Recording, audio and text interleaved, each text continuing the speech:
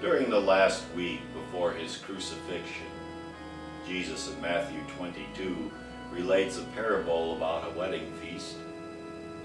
The king had invited certain individuals to come to the feast of his son, and when the time came and the call went out, those invited made all kinds of excuses why they could not come, and some of those invited even killed the servants of the king.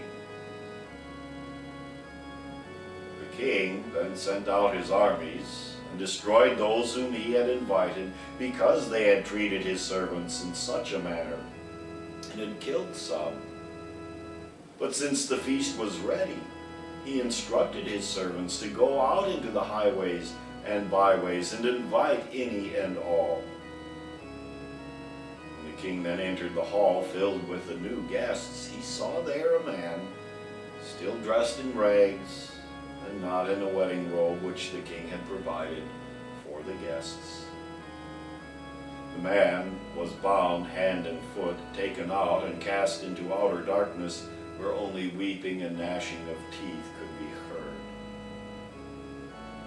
Granted, not the most encouraging of parables, however, it points us to what we have in these devotions been speaking of.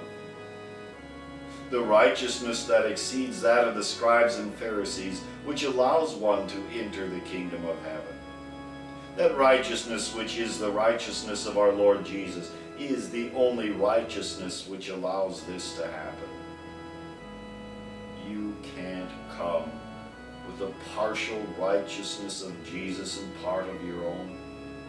The man in the parable dressed in rags.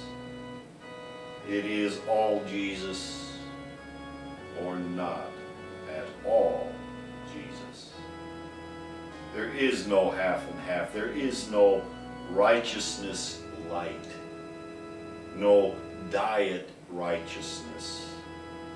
There can be no self-righteousness additives on the label of your robe when you come before the Lord and seek to enter the kingdom of heaven that is eternal life. For if I can add one thing, no matter how small, to gaining entry into the kingdom of heaven, then I can add many more things or all things. And if I can do that, then what do I need Jesus for? And really, if one can enter the kingdom of heaven through and by one's works, then what did Jesus come to earth to do? Why subject himself to the law? Why subject himself to what he endured and the death on the cross?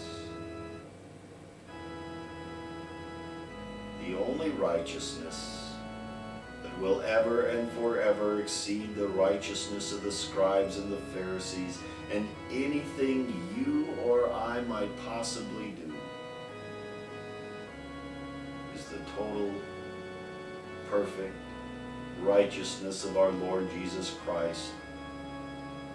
And in his righteousness alone we stand. And by his righteousness alone do we enter into eternal life. Lord, so give me daily that greatest of all righteousness, that I may enter into the eternal kingdom of heaven. Amen.